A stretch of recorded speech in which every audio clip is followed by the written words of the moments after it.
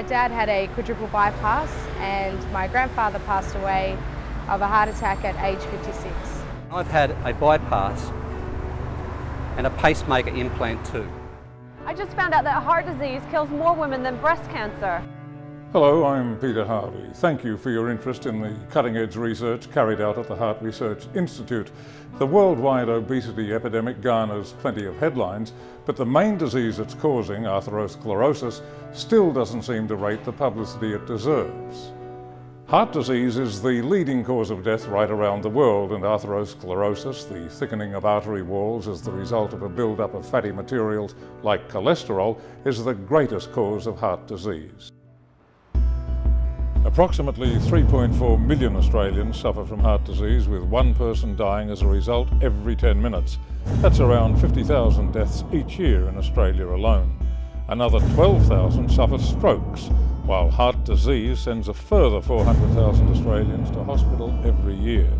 It affects 1 in 4 men and 1 in every 3 women, and approximately 40% of all children under the age of 15 are now also showing early signs of heart disease. These are frightening statistics, but thanks to its supporters, the Heart Research Institute is constantly making new discoveries that will reduce and even reverse these figures over time. I'd like to make sure that our current supporters and anyone who's considering supporting the Heart Research Institute really understands the daunting task of trying to fight heart disease, which still carries away far too many young Australians and people all around the world. In fact, heart disease is said to be the #1 killer worldwide.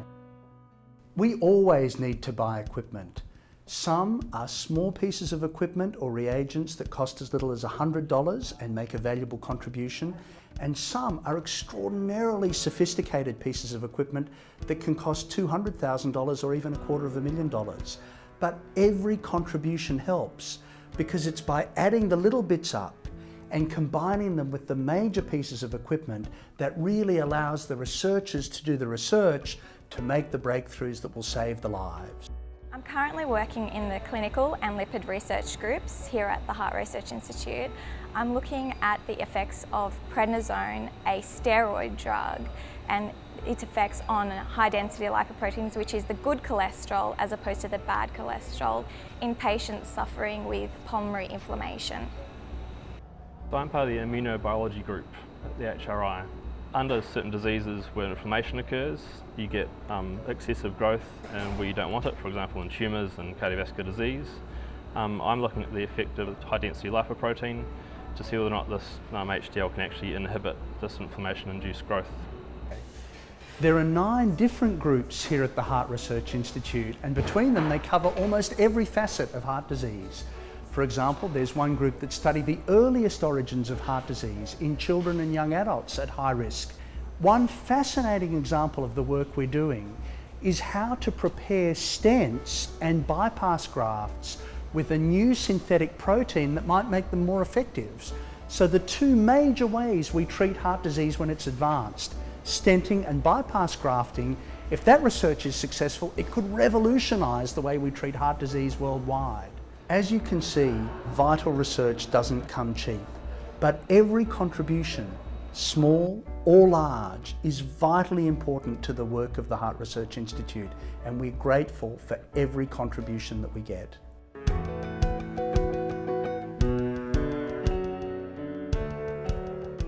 I became involved with the Heart Research Institute approximately 18 months ago after my partner Dan passed away at the age of 26 from heart disease. And through that we formed a group called the Pacemakers, with approximately 30 of Dan's close friends and colleagues who actively participate in fun runs and marathons as a way to raise much needed awareness and funds for the Heart Research Institute. 1 in 3 people are going to be affected by this disease. It's #1 a killer in Australia.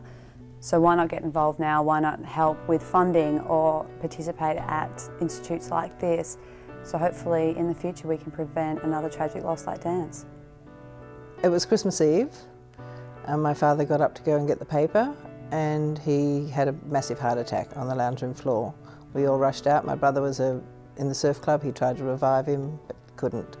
And that devastated our family, but that was in the 70s, so things have come a long way, but Christmas was never the same for us. My father had a heart attack, his first heart attack at 55, and we were the lucky ones really, because by that stage there had been a bit of research done. He was able to have 2 triple bypasses and some stents, and that prolonged his life for another 25 years. I mean, we had him with us for 25 years, and it was priceless, just priceless.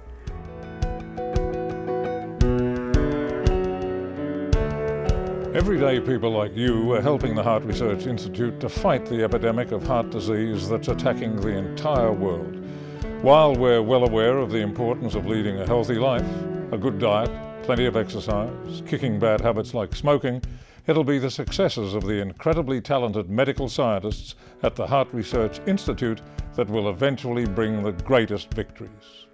We'll be able to detect the symptoms of heart disease earlier, find new ways to treat and even reverse atherosclerosis and prevent it from developing. So please, give or continue to give generously, and let your friends and family know about the amazing work their support can make possible. In the end, none of us want to live our lives without our loved ones. By supporting the Heart Research Institute, you're not only preventing both physical and emotional suffering, you're saving lives. Thank you.